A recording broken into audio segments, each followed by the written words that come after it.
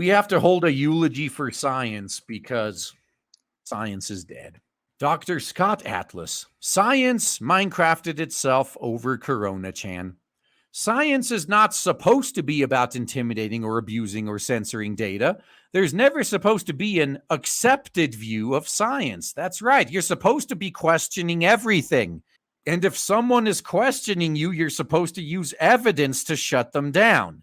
But right now, they just tell you to shut up or you get fired, basically. Now, I would say this started way before Corona-chan. It was the woke shit that really killed it. It was forcing previously respected scientists to parrot the biology as a social construct line or they lose their jobs. That was really the beginning of the end. Since even before, I'm correcting them in real time here, the start of the government lockdowns, the American people have been told to follow the science. Yeah, trust. So they say trust the science. And then the science says biology is a social construct. And we're like, what? How can we trust this? Yet for a year and a half, they've heard contradicting messages from self-appointed prophets of the science, like Dr. Anthony Fauci and the CDC. We learned that politicians who claimed their decisions were science-driven often ignored scientific findings that didn't fit certain political narratives. Who could have predicted that? Oh, yeah, it's even before, during the climate change stuff. Yeah. Yes, so they have a financial reason. It's like, oh, hey, if you don't push the narrative that we want you to push, we're not going to fund you anymore. We discovered that scientists are fallible human beings, and some would let personal interests and political views cloud their judgment. You mean almost all of them. Is science itself one of the victims of Corona-chan? No. I would say wokeness and climate change and all that stuff killed it first. I asked Dr. Scott Atlas at the 13th Annual Freedom Conference hosted by the Steamboat Institute, a Colorado-based nonprofit organization. Formerly a professor and chief of neuroradiology at Stanford University Medical Center, Atlas is now a senior fellow in health policy at the Hoover Institution. Atlas has been under constant attacks by the left and the corporate media since he served as a special advisor to former President Orange Man and as a member of the White House Corona-chan task force from August to November of current year -1. The New York Lies and the Washington Compost ran hit pieces on Atlas, questioning his qualifications despite his distinguished career and scholarship. Google-owned YouTube also removed a 50-minute video of Atlas's interview with the Hoover Institute. Twitter took down his tweet that questioned the effectiveness of masks. And then the next day, the CDC was like, oh, yeah, by the way, they don't work anyway. It's funny, isn't it? They keep flip-flopping. They tell us to trust them, and then they change their mind. Science destroyed its own credibility. Atlas has refused to be silenced. He has a lot to say about how the scientific field and Americans' trust in it have been tremendously harmed during the pandemic. Science has been not just a victim, he told me, but actively participated in the self-destruction of its credibility. 100% true. To prove his point, Atlas referred to the now infamous letter published in Lancet, which denounced the lab leak theory as a conspiracy that created fear, rumors, and prejudice. Fake book, quote-unquote, fact checkers used the letter to censor any discussion of the lab leak theory for more than a year. Then it surfaced in the Daily Mail that Peter Daszak, president of EcoHealth Alliance, orchestrated a group of scientists to write the letter without disclosing the EHA's close financial ties to the Wuhan Institute of Virology. Now, many scientists accept the lab leak theory is just as probable as the natural origin theory. After beating us over the head with it for a year, now they have to admit, oh yeah, that's probably true. Just a prank, bruh. Atlas also faulted leading scientific publications such as Nature and Lancet for playing important roles in enabling, encouraging, and enforcing the false narrative. In June, journalist Ian Burrell cited one source who estimated that publisher of Nature had sponsorship agreements worth millions of dollars from Chinese institutions. Oh no, so this person's a real journalist then, not a journalist. Science is not supposed to be about intimidating, countering interpretation of data or abusing or censoring data, Atlas said. Science is not supposed to have a view. Science is only about data and the scientific process. There's never supposed to be an accepted view of science. Sounds like something a bigot would say. The politicians and pundits also lost people's trust by advocating regulations that were not based in fact. The phrase follow the science should never be uttered again by people who do not know the actual data. They must stop, Atlas said. They have no credibility whatsoever when they get up and say follow the science. It's clear many of them don't know the science, don't understand the science, and they are not using the science to make the recommendations. Now, to be fair, this would also include most scientists. All the scientists that jumped on board with this shit, all credibility should be gone forever. How can science and the scientists recover from this trust deficit? It depends on only one thing: the visibility of the scientific process, which by definition is about the visibility of the data. There should be no censorship of views and interpretation of different data. Do not intimidate or issue harsh condemnations of people just because you disagree with them. Let the truth prevail by the data.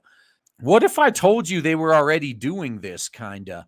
And the side that wants to keep intimidating and censoring is the side that knows they're wrong. He has received hundreds of emails from other scientists who have encouraged him to remain outspoken while afraid to speak up themselves. Yeah, fuck all those guys, to be honest. The silent majority is worthless. It's like the analogy you used before, that you're getting your ass whooped in the schoolyard and you got 100 other kids watching, but they don't do anything. And then in private, though, oh, hey, I support you. I'm not going to do anything to actually help you. I'm not going to do anything to actually make a difference. But just know I'm on your side. I know my support isn't worth anything because I'm not doing anything of value, but I'm on your side. You know, the saving of science really depends on scientists to come forward and to be unafraid to say that the objectivity of science and the scientific process itself has been contaminated and impeded. Exactly. Now, he continued, when more scientists come forward, there hopefully will be a reversal of that trust deficit.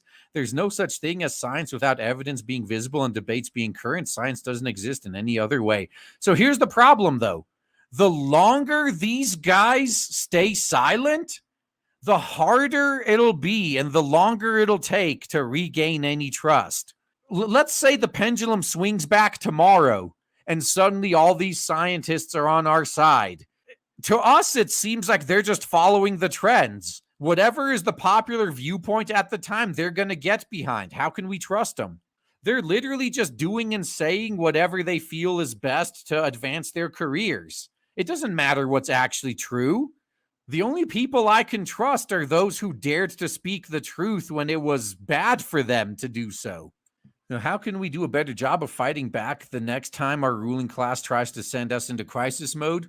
We have to recognize that what the data revealed about this current pandemic, Atlas said, citing several recent studies, including one by Aaron Ben David and other scientists of Stanford University, showing that lockdowns didn't work to keep Coronavirus from spreading while imposing their own severe additional costs. So lockdowns destroyed people, Atlas said, by shutting down medical care, stopping people from seeking emergency care, increasing drug abuse, increasing death by self-minecrafting, more psychological damage, particularly among the younger generation. Hundreds and hundreds of child abuse cases went unreported. Teenager self-harm rates have tripled. But it's okay because someone didn't get the flu, so it was worth it. And Atlas also noted the increase of other deaths like tuberculosis caused by the world's focus on Corona-chan. Wait, at least they eliminated the flu, right? The World Health Organization warned in current year -1 of up to an additional 400,000 deaths from tuberculosis because of the diversion of resources to Corona-chan. Morality data showing that anywhere from a third to a half of the deaths during the pandemic were not due to Corona-chan. They were extra deaths due to the lockdowns. But the people who implemented the lockdowns don't want to admit that what they did caused more harm than good. You will never get them to voluntarily admit this and apologize. So the one lone person that tries to do something for the silent majority gets the knife in the back. And that's why I'm done doing something for the silent majority. I'm fucking done. I'm doing things for myself and the few people who are willing to come with me from the start. If we happen to blow up into like the next big thing, I don't want anyone on board that was cowering in the corner when we really needed them. Fuck you. Because as soon as things get tough, they'll be the first ones to run and stab you in the back. We don't need people like that. But besides causing health issues, the lockdowns have enormous economic costs, especially for poor people in developing countries. The Bangladesh economy's shutdown during the pandemic, Atlas noted, was forecast to wipe out $3 billion and close to 900,000 jobs off of the nation's economy, with a devastating effect on the nation's poor. See, this is why we have to make this into a battle of attrition. The government can't last forever. If we just refuse to, if we refuse to work, if we shut the economy down until they back off, I mean, they can't force us to work. Slavery's illegal, right? We can never use the lockdown strategy again, Atlas emphasized. Instead, we should offer targeted protections for high-risk people, but no lockdowns of low-risk people. Now, that's what I've been saying from the start. If you're fucking scared of this, you lock yourself in your home and don't come out. Quit demanding the entire rest of the world lock down so you can feel safe. You are the problem. All this blood is on your hands. Other scientists, such as the Great Barrington Declaration, or the authors of the Great Barrington Declaration, have advocated the same approach. Atlas offers additional advice on how to prepare for the next pandemic based on the lessons learned from Corona-chan, which means it's going to be completely ignored, actually. So ultimately, Atlas said the most important lesson to learn from the government lockdowns is that individuals must take responsibility for their own health-related decisions. I know. We should never surrender our autonomy and capability to assess our risk tolerance to bureaucrats or the so-called expert class. Well, unfortunately, most people are tools. So I don't know if we can get rid of that, to be honest. I mean, I know it sucks because we're all stuck in it with them. But people get the government they deserve. People get the society they deserve. Oh man, I am so excited to tell you guys right now that finally, after about a year of build-up and shilling, we have launched Blade Devil on Indiegogo, and so far it is doing so well thanks to awesome people like you. If you haven't backed it yet, then please check the links in the description and check out Blade Devil on Indiegogo. You will not be disappointed. Looking forward to seeing you there.